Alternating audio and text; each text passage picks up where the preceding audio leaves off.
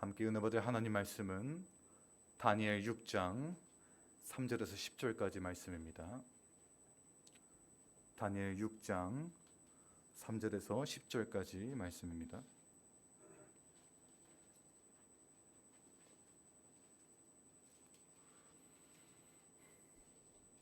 제가 받들어 읽겠습니다. 다니엘은 마음이 민첩하여 총리들과 고관들 위에 뛰어남으로 왕이 그를 세워 전국을 다스리게 하고자 한지라. 이에 총리들과 고관들이 국사에 대하여 다니엘을 고발할 근거를 찾고자 했으나 아무 근거, 아무 허물도 찾지 못하였으니 이는 그가 충성되어 아무 그릇됨도 없고 아무 허물도 없음이었더라.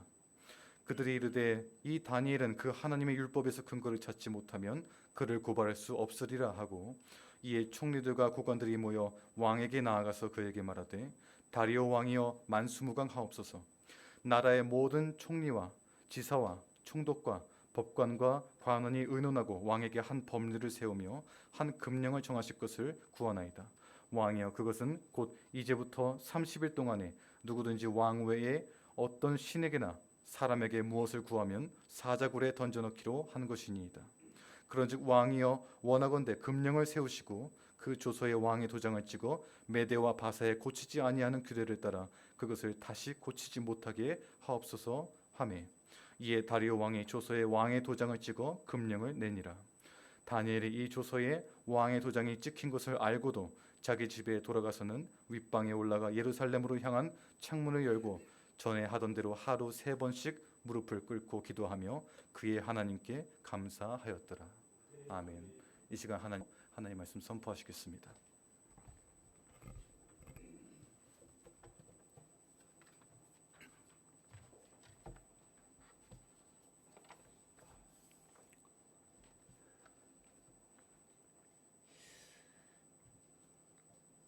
그 오후에 각 부서 성경 공부였는데 명절 떠나겠다고 급한 친구들 있을 수 있어요. 가라 하세요. 쉬라 이겁니다. 가능하면 이렇게 부서별로 모여서 차도하시고 그렇게 친목으로 하시기 바랍니다. 감사합니다. 오늘은 추석 명절을 맞는 주간입니다. 감사가 넘치는 날입니다.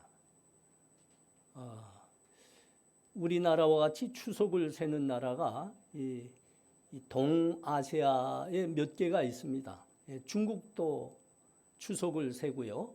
일본도 추석을 셉니다. 근데 우리나라가 제일 크게 셉니다. 그러고 보니 우리한테는 특별한 감사가 있어요.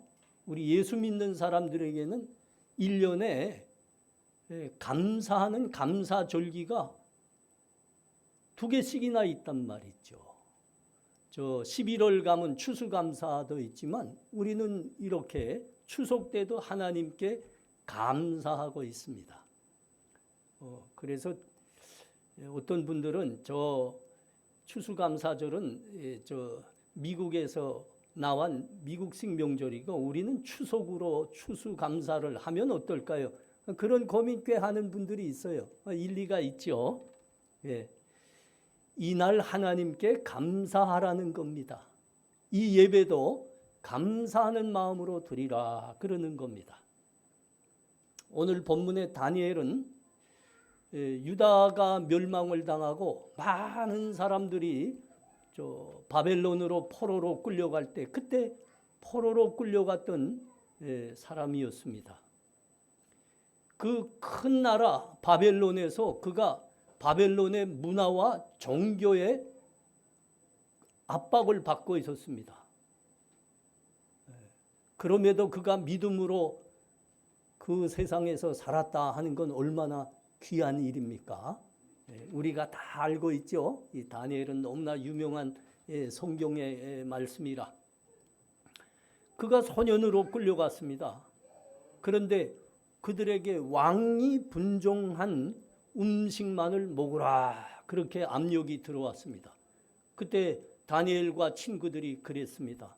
우리는 하나님 믿는 사람입니다.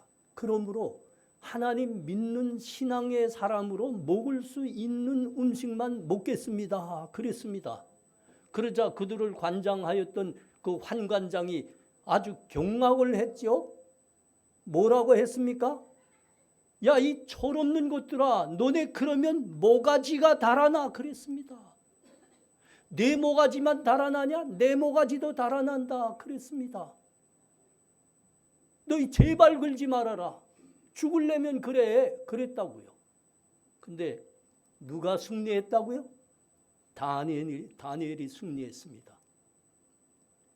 믿음으로 살고 있는 그 다니엘과 하나님이 함께 하셨습니다. 그래서 다니엘은 하나님의 은혜로 그 믿음으로 사는 다니엘에게 하나님께서 은혜를 베푸사 그가 그 큰 바벨론의 모든 학자들과 지혜자들보다 무려 10배나 더한 지혜와 지식을 주셨다. 그랬습니다. 믿음으로 이긴 겁니다.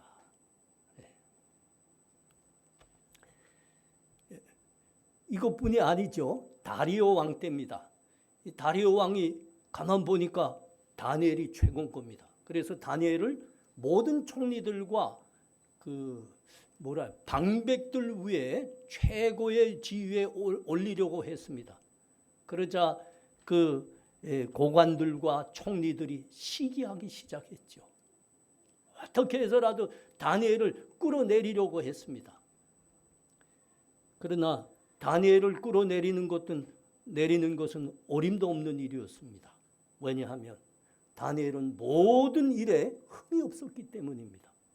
그뿐만 아니라 도덕 윤리의 삶에서도 흠이 없었습니다. 여러분, 우리가 이걸 알아야 됩니다. 우리가 하나님, 이거 조금 올려야 됩니다. 우리가 하나님 믿는다 하지만 그 믿음이 진실한가 진실하지 않는가는 입술로 드러내는 게 아닙니다. 다니엘과 같이 삶으로 드러내는 겁니다. 삶으로. 아니 그 온 총리들과 고관들이 다니엘을 도무지 어쩔 수가 없었다니까요. 하는 일에서나 그의 삶에서나 흠이 없었으니까 말이죠. 다니엘을 끌어내릴 수 있는 구실은 단 하나밖에 없었습니다. 그가 믿는 하나님 신앙을 걸고 드는 것밖에는 없었습니다. 요게 그 다니엘을 시기하는 사람들이 다니엘의 앞에 파놓은 함정이었습니다. 왕으로 하여금 금령을 내리게 했습니다. 이제부터 그 어떤 신에게나 사람에게 왕 외에 구하는 사람들이 있으면 사자굴에 쳐넣도록 하십시오. 다리오가 들어보니까 황제로서 이게 참 좋은 이게 금령이에요. 그렇게 하자 한 거예요. 다니엘이 걸려들었죠. 다니엘이 이 모든 사실을 알면서도 평시와 같이 전혀 변함없이 자기 집으로 돌아가서는 매일 하나님께 3번씩 예배드리며 기도했다 그럽니다. 변함없이 말이죠. 아니 왕이 그런 금령을 내렸는데 그 금령을 어기면 사자굴에 끌려가서 그 쳐넣음을 당하는 그런 형을 받게 되는데 그러면 좀 숨어서라도 해야 되는 거 아닙니까? 어때요? 좀 숨어서라도 해야 되는 게 아닙니까? 우리는 숨어서 하는 예배 만듭시다 그럴 거예요. 그 코로나 때 봤지요? 무슨 비대면 예배. 난 참 그거 괴이해서 말이죠. 우리는 믿음 지켰어요. 우리는 다 믿음 지켰다. 다 대면 예배 했어요. 우리에게. 다니엘이 그런 거면 좀 숨어하면 어떻냐. 죽이게 사자굴에 쳐놓겠다는데. 그런데 다니엘이 변함이 없는 겁니다. 그전과 같이 자기의 집에서 하루에 3번씩 예배하며 하나님을 예배하였다 그럽니다. 그런데 창문을 활짝 열어놓고 했다 그럽니다. 창문을 활짝 열어놨다고요. 이게 더 이해가 안 돼요. 그리고 여느 때와 같이 하나님께 예배하며 기도하였다 합니다. 아마 모름지기 창문을 활짝 열어놨다면 모름지기 다니엘이 조용히 기도하지 않았을 겁니다. 목소리를 높여 하늘에 계신 하나님께 간절히 기도했을 겁니다. 아니, 목소리 높여 찬양도 했을 겁니다. 근데 더 기가 막힌 건 뭐라고요? 이렇게 하면 끌려가서 사자굴에 쳐놓음을 받는데 하나님께 감사하였다 그럽니다. 감사하였다. 참으로 놀라운 일입니다. 그러나 여러분, 그럼에도 사자굴에 하나님께 기도하고 예배하는 자가 있으면 사자굴에 쳐놓겠다 하는데도 그럼에도 감사하며 하나님께 기도하고 예배하였던 이런 다니엘의 믿음은 사실은 하나님이 우리들에게 원하시는 믿음입니다. 데살로니가 전서 16절, 17절, 18절에 있지 않습니까? 뭐라 했죠? 항상 기뻐하라. 쉬지 말고 기도하라. 범사에 감사하라. 이것이 그리스도 예수 안에서 너희를 향하신 하나님의 뜻이니라. 다니엘이 그 믿음을 갖고 있는 겁니다. 범사에 감사하는 겁니다. 너 그러면 사자굴에 쳐놓겠다. 그럼에도 감사하고 있는 겁니다. 항상 기뻐하라. 쉬지 말고 기도하라. 범사에 감사하라. 이 믿음은 육신을 가지고 이 세상을 사는 우리들에게는 좀 만만치 않은 믿음 같습니다. 여러분 한번 돌아봐요. 우리는 어떤 때 감사합니까? 일이 잘 될 때, 기쁜 일이 있을 때, 건강하고 기쁠 때, 그때는 감사할 수 있습니다. 그때는 많은 사람들이 지갑도 쭉 열고 헌금도 하더라고요. 그러나 하나님 뭐라 하십니까? 범사에 감사하라. 여러분, 범사에 감사하라는 것은 일이 잘 될 때도 감사할 뿐만 아니라 안 될 때도 감사하라는 겁니다. 기쁜 일이 있을 때도 감사할 뿐만 아니라 슬픈 일이 있을 때도 감사하라는 겁니다. 일이 잘 될 때 감사할 뿐만 아니라 안 될 때도, 좋은 일뿐만 아니라 나쁜 일이 있을 때도 감사하라는 말이 있죠. 범사에 감사하는 겁니다. 이게 우리로서는 좀 힘들어요. 여러분, 범사에 감사하시기를 바랍니다. 추석을 맞으며 올 한 해를 이렇게 돌아보며 우리 모두가 감사라 하시는 겁니다. 이 예배도 특별히 감사한 마음을 안고 드리라 하는 말씀입니다. 모두가 그럽니다. 올해는 IMF 때만큼이나 어려운 해이다 그럽니다. 정말 그렇습니다. 정말 그렇습니다. 우리 교회 우리 교회 이 교육관이라고 해서 그 애쓰시는 여러 집사님들이 있는데 그분들이 요새 다 자기 기업을 팔고 있어요. 유지하기가 어려운 거예요. 아니, 금리는 오를 대로 올라서 그 빚 약간만 가지고 있으면 아주 큰일 나고 있습니다. 지금 물가는 하늘이 높은 줄 모르고 치솟았습니다. 여러분, 그때 뭐 몇 년 전만 해도 10,000원이면 꽤 살 거 있었는데 여러분, 지금은 10,000원 가지고 사과 한 알 사나요? 사과 한 알이야 사겠지. 물가 참 큰일 났어요. 일할 일자리가 없습니다. 의정 갈등, 한 말도 까다로운데 의정 갈등, 의료 대란. 여러분, 이번 추석에는 정말 아프시면 안 됩니다. 기도 많이 하시고 아프시면 안 됩니다. 병원 못 가요. 가도 치료할 데가 없어요. 의료 대란으로. 역사상 없었던 일입니다.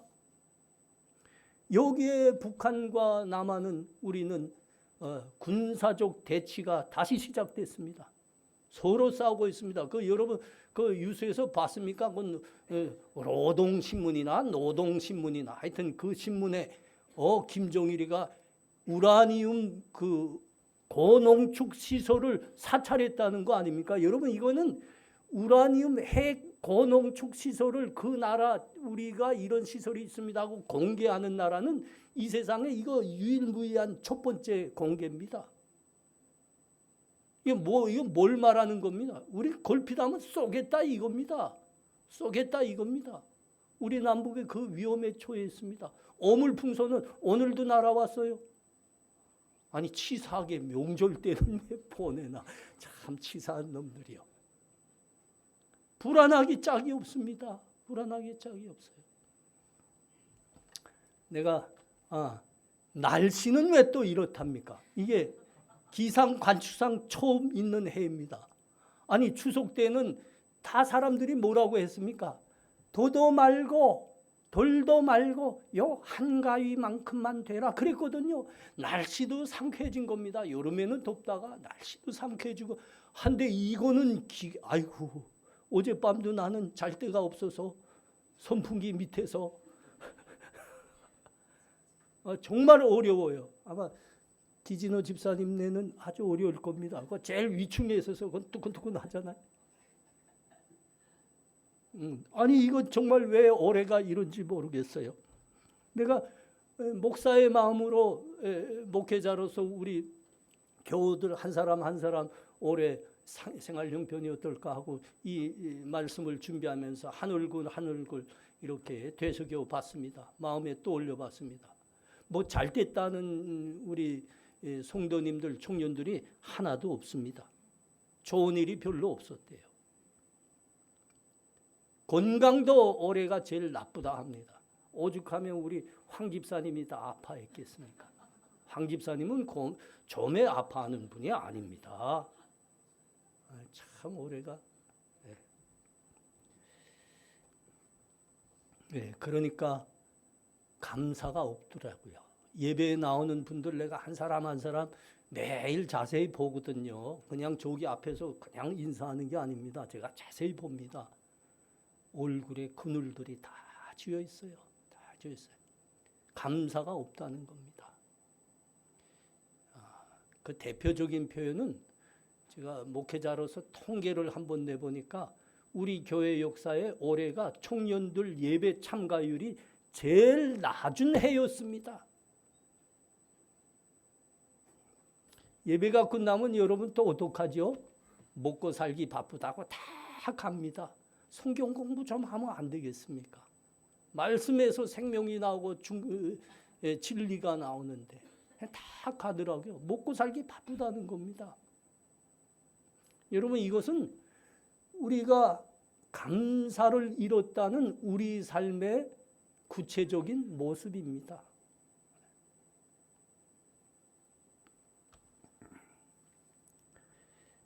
믿음의 진실함은 어려울 때 나옵니다.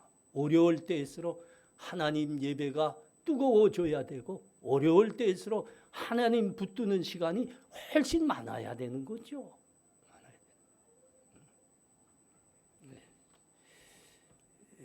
신앙의 경륜이 조금 더 길어지면 좋아지겠죠.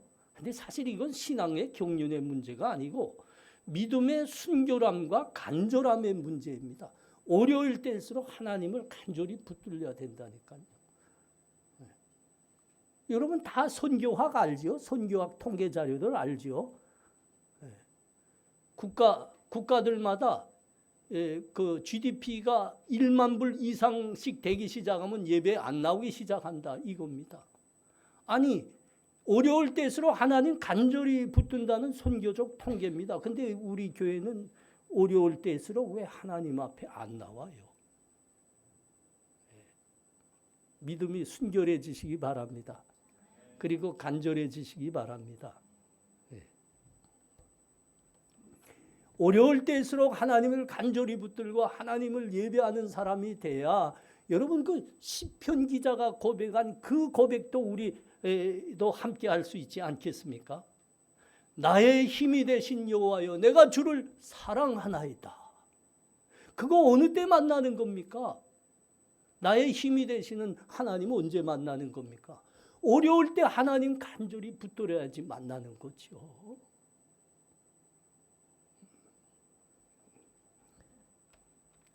감사가 없는 우리의 불평은 어디서 오는 것일까?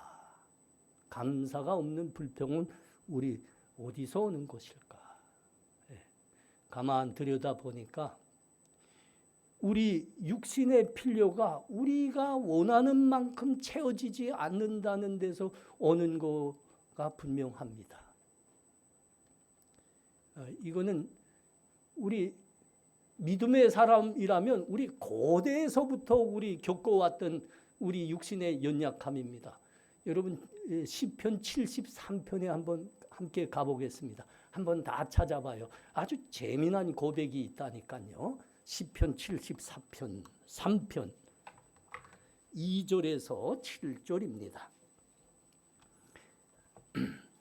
나는 거의 넘어질 뻔하였고 나의 걸음이 미끄러질 뻔하였으니 이는 내가 악인의 형통함을 보고 오만한 자를 질투하였음이로다. 그들은 죽을 때에도 고통이 없고 그 힘이 강건하며 사람들이 당하는 고난이 그들에게는 없고 사람들이 당하는 재앙도 그들에게는 없나니 그러므로 교만이 그들의 목걸이요 강포가 그들의 옷이며 살찜으로 그들의 눈이 솟아나며 그들의 소득은 마음의 소원보다 많으며. 우리 믿음의 사람들이 불평이 어디 있다고요? 우리는 하나님 간절히 붙들고 예배하면서 살고 있는데 아니 믿지 않는 사람들이 우리보다 더 잘 된다는 겁니다. 아니 하나님 모르고 세상에서 그냥 제멋대로 살고 이 주일에도 그냥 산과들로 놀러만 다니는 사람들이 우리보다 더 잘 된다는 겁니다. 여기 뭐라고 표현하고 있습니까? 아주 표현이 적나라합니다. 얼마나 건강하고 살이 쪘다고요? 눈이 튀어나올 정도로 건강하다 그럽니다. 여러분 이거 진짜입니다. 여러분 밥 못 먹고 며칠 자지 못하고 고생해 보십시오. 눈이 쏙 들어간다고요. 안 그래요? 예, 이건 아주 적나라하고 실제적인 표현입니다. 건강하고 힘이 솟아 보십시오. 눈이 툭 튀어나온다니까요. 그러니까 여러분 그 다 유럽 사람들이 눈이 꺼져 들어간 거는 그건 부실한 겁니다. 그 아시아 사람들 눈이 싹 나은 게 그게 진짜 힘 있는 모습이에요. 아시겠죠? 궁지 가지시기 바랍니다. 예. 병이 없습니다. 우리 예수 믿는 사람들 고통도 당하고 재난도 당한다는데 이 예수 모르는 사람들이 재난도 없고 고통도 안 당한다는 겁니다. 죽을 때도 뭐라고요? 죽을 때도 고통이 없더라. 죽을 때도 고통이 없더라. 마지막 부분이 우리의 마음을 제일 아프게 하는 것 같아요. 그들의 소득은 마음의 소원보다 더 많더라. 이게 우리를 제일 괴롭히는 것 같아요. 우리는 하나님을 믿는데 우리는 가난하다 이겁니다. 근데 하나님을 모르는 저 사람들은 돈을 어찌나 잘 버는지 마음의 소득보다 많다 그럽니다. 그 참 괴로운 삶입니다. 하나님을 믿는데도 우리는 가난하고 병이 듭니다. 하나님을 믿지 않고 막 사는데도 저들은 부요하고 건강하다 합니다. 시편 기자가 여기에 시험을 당한 겁니다. 이게 뭔가? 그러나 어느 날 문득 깨달았다 합니다. 여러분 그 시편 73편 계속 봅니다. 17절에서 19절입니다. 17절에서 19절 하나님의 성소에 들어갈 때에야 그들의 종말을 내가 깨달았나이다. 주께서 참으로 그들을 미끄러운 곳에 두시며 파멸에 던지시니 그들이 어찌하여 그리 갑자기 황폐화되었는가 놀랄 정도로 그들은 전멸하였나이다. 시편 기자가 하나님의 성소에 들어갈 때 드디어 이 사실을 깨달았다 합니다. 성소에 들어갈 때 이게 무슨 말인가 하면 하나님의 말씀 통해서 그가 깨달았다는 겁니다. 아, 예수 믿지 않는데도 부유하고 마음의 소원보다 돈을 더 잘 벌고 건강하지만 그것은 다 헛것이로다. 갑자기 그들이 황폐화되었도다 그럽니다. 갑자기 그들이 멸절하였나이다 그럽니다. 전멸하였나이다. 여러분, 우리가 인생을 이쯤 살아보면, 우리 청년들도 그렇습니다. 인생 이쯤 와보면 시편 기자의 이 고백이 진실하다는 것을 우리는 알게 됩니다. 제가 정지용 회장을 잘 압니다. 정지용 회장님하고 고향이 같으니까요. 그 정지용 회장님이 돈을 위해서 얼만큼 열심히 사셨습니까? 그 식구가 고달팠습니다. 온 식구를 새벽 3시에 다 일어나게 했습니다. 정지용 회장 일생을 그렇게 살았습니다. 그래서 세계적인 현대 그룹을 일으켰어요. 여러분, 현대 자동차를 지금 세계에 모르는 사람이 있습니까? 없습니까? 없습니다. 다 압니다. 우리나라는 이전 현대차가 세대 자동차 5대 강국에 올라세웠으니까요. 대단합니다. 그것으로 누구보다도 돈을 많이 벌었죠, 이 정 회장님. 근데 그가 생을 다 살고 장례식을 치르는데 내가 그 손을 자세히 봤다니까요. 우리 고향 회장님께서 가시는데 내가 안 볼 수가 없어요. 자세히 봤다니까요. 그런데 그 크신 손에 한 푼도 들려 있은 게 없습니다. 한 푼도. 아니, 그렇게 돈이 많은 분이 어찌하여 그 마지막 길 가는데 그 돈을 위해서 일생을 돈만을 위해 살아온 분이 그 손에 한 푼도 들려 있지 않다는 겁니까? 이게 나는 참 이해가 안 됐어요. 옛날 황제가 죽으면 이 입에다가 이만한 그 보석을 집어였다는 거 아십니까? 그렇게라도 좀 못합니까? 한 푼도 없었어요. 여러분, 이건희 회장님은 그 기업의 귀재였습니다. 삼성그룹을 세계적인 기업으로 올려세우기 위해서 뭐라고 외쳤습니까? 마누라 하나만은 빼놓고 다 바꿔버려 그랬습니다. 그래서 삼성이 세계적인 기업이 됐습니다. 인류 기업이 됐습니다. 여러분, 삼성이 반도체 생산을 중단하면 세계에 위기가 옵니다. 그래서 돈 제일 많은 사람의 반열에 올랐습니다. 그런데 그 회장님, 이 회장님께서 세상을 떠나시고 장례식에 그 자식들이 울고 있는데 자세히 봤다니까요. 내가 진짜 자세히 봤어요. 저는 그런데 관심 좀 있어요. 우리 청년들 장학금 줘야 되잖아요. 관심 좀 있어요. 돈 있는 사람들에 자세히 봤다니까요. 근데 그 손에 몇 푼 들려 있었을까요? 한 푼도 없었어요. 한 푼도 없어요. 여러분, 이것이 시편 기자가 지금 고백하는 것입니다. 하나님 모르는 사람들의 갑작스러운 황폐함이고 파멸입니다. 갑작스러운. 이에 대해서 시편 90편 10절은 뭐라고 고백합니까? 우리의 연수가 70이요 강건하면 80이라도 우리의 연수의 자랑은 오직 수고와 슬픔뿐이니 속히 가나이다. 우리가 날아가나이다 그랬습니다. 속히 간다 그랬습니다. 여러분, 진정한 복이 뭔지 아십니까? 이 지금 시편 기자가 고백하는 겁니다. 여러분, 진정한 복이라는 것은 그 이 세상에서 짧게 누릴 뿐만 아니라 내세에서도 오래오래 누려야 되는 거 아닙니까? 영원히 누려야 되는 게 진정한 복 아닙니까? 그러나 세상 사람들이 그렇게 하나님을 모르면서 집착하고 있는 그것들은 속히 날아간다 그랬습니다.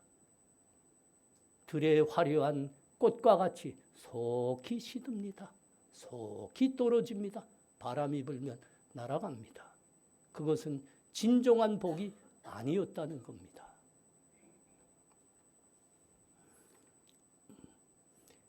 진정한 복, 영원한 생명을 갖고 있는 사람들이 있습니다. 바로 우리 예수 믿는 사람들입니다. 그런데 이게 우리에게 진정한 복이 있다, 우리에게 진정한 영원한 생명이 있다는 것은 평시에는 잘 모릅니다. 위기가 오야 이게 드러납니다. 어려운 일이 있어야 드러납니다. 여러분, 우리 일본 일제 식민지 때 36년 동안이나 우리가 고생하고 생명 빼앗기고 다 약탈당했잖아요. 그때 일제 항거에서 독립운동을 벌린 사람들의 대다수는 다 예수 믿는 사람들이었습니다. 여러분 반드시 기억하십시오. 대다수입니다.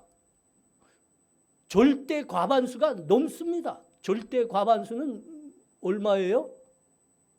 4분의 3이죠. 절대 과반수를. 4분의 3을 절대 과반수라 그럽니다. 맞나요? 수학 잘하시는 분들. 그래요.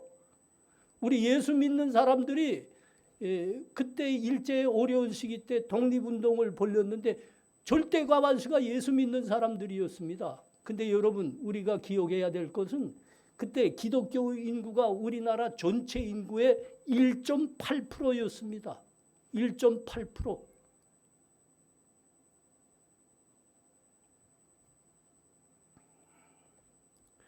왜 그럴까요? 우리 예수 믿는 사람들에게는 진정한 복이란 것이 있습니다. 이미 있습니다. 그리고 영원한 생명이 있습니다. 진리의 말씀은 예수 믿는 사람들에게만 있습니다. 그리고 우리에게는 성령의 능력도 있습니다. 그래서 어려울수록 그게 나타난다니까요. 여러분 요새 영화를 어떤 영화 보세요? 범죄도시 좋아하나? 요새 나온 영화 뭐 있던데. 뭐 하여튼 그런 거 자꾸 그런 것도 뭐 그런 거 자꾸 보지 마시고 정말 멋진 영화들 좀 보시기 바랍니다. 옛날 우리 예수 믿는 사람들이 이제 만들었던 그 영화 명화들이 있습니다. 코바디스, 십계 뭐 이런, 그다음에 벤호 뭐 이런, 그 진짜 한번 좀 기가 막혀요. 내 이거 이 말씀 준비하면서 내가 그 코바디스를 다시 봤어요. 로마가 교회와 기독교인들을 그렇게 아주 탄압을 했습니다. 어떻게까지 탄압했냐면 예수 믿는 사람들은 모두 끌어다가 콜로세움에 굶주린 사자들 앞에 던졌습니다. 굶주린 사자들 앞에. 그런데 그들이 굶주린 사자들에게 찢기겨 있으면서도 찬송을 불렀습니다. 찬송을 불렀습니다. 그러니까 그것을 지켜보고 있던 그 네로 황제가 경악을 했습니다. 아니 저들이 지금 노래를 부르고 있지 않소? 아니 사람이 어찌 저럴 수 있단 말이요? 여러분 대답해 보십시오. 사람이 어찌 그럴 수 있죠? 네로가 놀랐다니까요. 그 황제가 놀랐다니. 사람이 굶주린 사자에게 찢기는데 그 앞에서 찬송을 하고 있습니다. 사람이 어찌 그럴 수 있습니까? 그렇습니다. 우리들에게는 영원한 생명이 있습니다. 성령의 능력이 있습니다.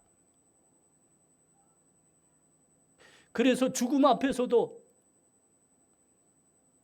살짝 무서울 수는 있지만 아주 떨지는 않습니다. 그래서 이런 찬송들이 나오는 겁니다. 우리가 죽음 앞에서도 그렇게 당당할 수 있는 건 세상 사람들이 바라보고 있는 그 잠깐인 것이 아닌 겁니다. 잠깐 있다가 사라질 것. 우리는 영원한 것을 바라보고 있기 때문에 어려울 때일수록 우리들에게는 능력이 나타납니다. 그래서 보니까 본향교회 이름 좋아. 본향교회 이름 좋잖아요. 우리는 영원한 본향을 바라본다 이거 아닙니까?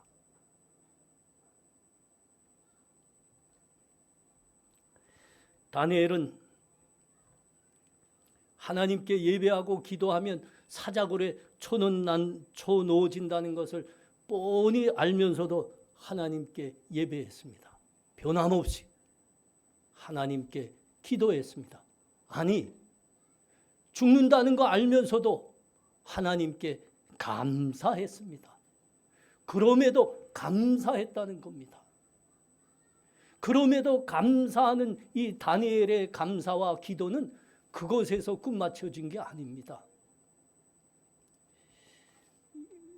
다니엘로 다시 돌아갑시다. 다니엘 6장 22절을 보십시오. 다니엘 6장 22절. 나의 하나님이 이미 그의 천사를 보내어 사자들의 입을 봉하였으므로 사자들이 나를 상해하지 못하게 하였사옵나이다.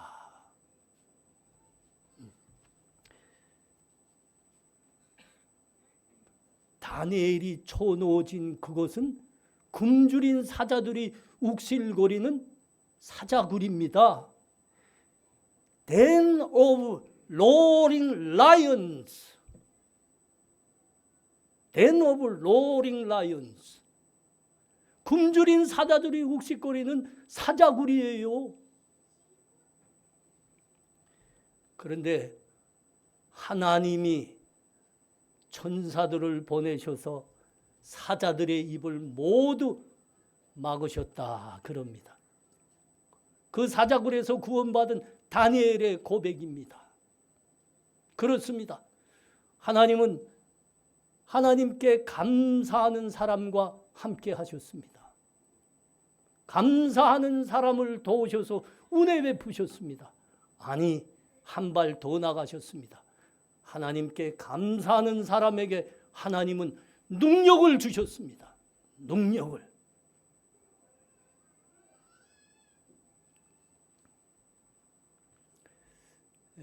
육신을 우리와 같이 입으시고 이 땅에서 사시던 우리 주님께서 어느 날 오병이어의 기적을 행하셨습니다.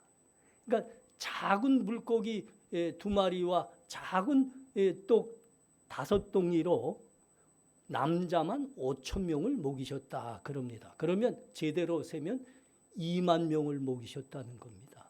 2만 명을 먹이시는 그 작은 물고기 2마리와 작은 떡 5개로 2만 명을 먹이시는 그 기적을 행하시는 겁니다. 당연하지요. 우리 주님은 우리와 같이 육신을 입으셨지만 그분은 하늘의 영광의 보좌에 계시는 성자 하나님이시기 때문입니다. 그렇기 때문에 창조주 하나님으로서 이런 기적도 가능한 겁니다. 그러나 우리가 그 말씀을 조금 더 깊이 들여다보면 이런 부분도 있습니다. 여러분 한번 가봐요. 마태복음 14장 19절과 20절입니다. 마태복음 14장 19절 20절.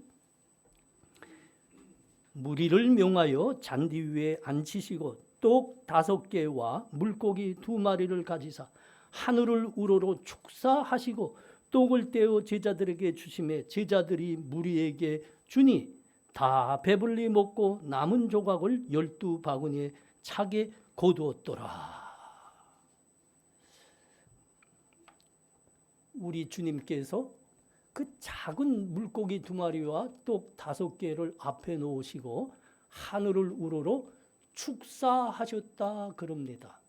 이 축사하셨다는 말은 사실은 우리말 표현 능력이 다 되지 않아서 이 단어를 택하였을 뿐입니다.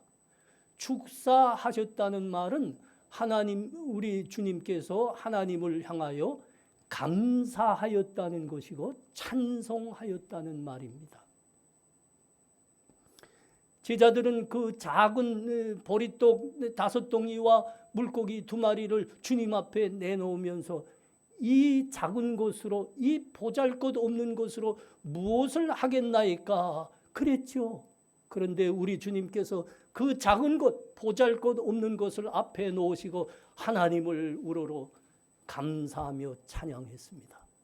하나님으로 감사하며 찬양하자 그 보잘것없는 것 작은 것에서 하나님의 기적이 일어났습니다. 글쎄 2만 명을 먹이고도 남을 큰 양식이 생기더라 이겁니다.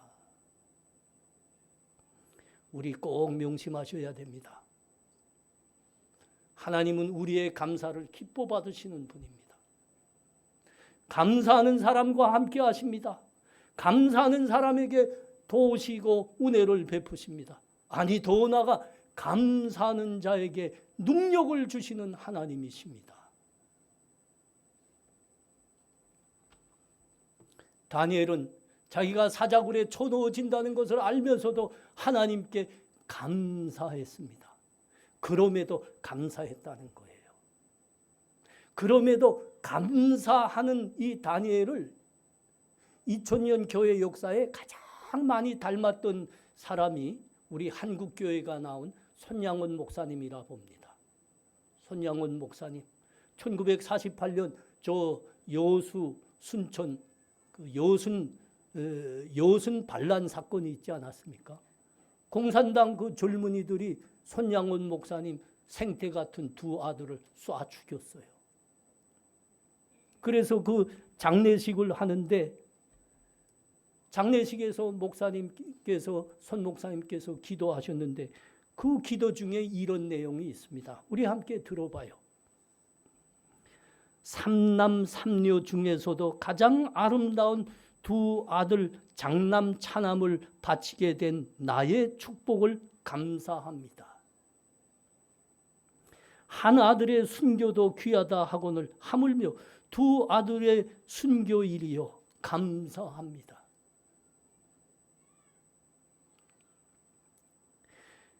미국 가려고 준비하던 내 아들 미국보다 더 좋은 천국에 갔으니 내 마음 안심되어 감사합니다.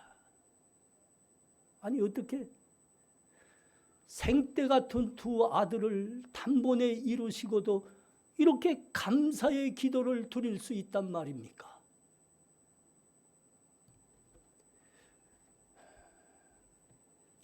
우리 한국교회는 아무리 돌아봐도 2000년의 기독교 교회사에 초대교회 다음으로 가장 큰 은혜를 받은 교회입니다. 어떻게 하나님이 한국교회를 그리도 기뻐하셨을까? 그리도 많은 복을 내리셨을까? 오늘 본문을 보면서 우리가 깨닫게 됩니다. 사자굴에 쳐넣어진다는 그 용을 받고도 변함없이 하나님께 예배하며 아니 감사했던 다니엘입니다. 이 다니엘의 믿음을 가장 많이 닮았던 손양원 목사님과 우리 한국교회의 믿음의 선진들이 하나님께 그처럼 감사했습니다. 그 앞에서 감사하며 순교의 피를 흘렸습니다. 한국교회가 받은 은혜는 여기서부터 시작된 겁니다. 여기서부터. 우리 사랑하는 성도님들, 우리 모두 감사하는 믿음의 사람들 되시기 바랍니다. 작은 것에도 감사하는 겁니다. 하나님 왜 그토록 감사를 기뻐하시는 겁니까? 감사란 하나님을 하나님으로 대접하는 최고의 믿음이기 때문입니다. 감사는 하나님을 찬양하는 최고의 찬양이기 때문입니다. 우리 모두 감사하는 사람들이 되시기를 바랍니다. 작은 것에도 감사하는 우리 되시기를 바랍니다. 기도합니다.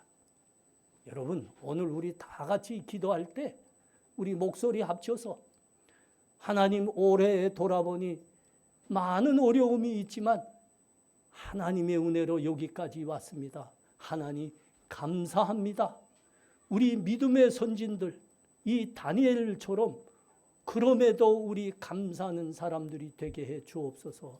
그렇게 목소리 합쳐서 간절히 기도하는 우리 다 되겠습니다. 기도하겠습니다. 하나님 은혜를 감사합니다. 이 다니엘은 너 하나님께 예배하고 기도하면 사자굴에 쳐넣는다 하는 그 생명의 위협을 받고도 변함없이 창문을 활짝 열고 소리 높여 하나님께 기도했습니다. 찬송했습니다. 아니 감사했습니다. 하나님 그 다니엘과 함께 하셨습니다. 그 구원하셨습니다. 능력도 주셨습니다. 감사합니다. 우리 믿음의 선진들이 이 다니엘과 같이 그럼에도 감사하는 사람들이었습니다. 이제는 우리가 작은 것에도 감사하는 우리 다 되게 하여 주옵소서. 예수님 이름으로 기도합나이다. 아멘.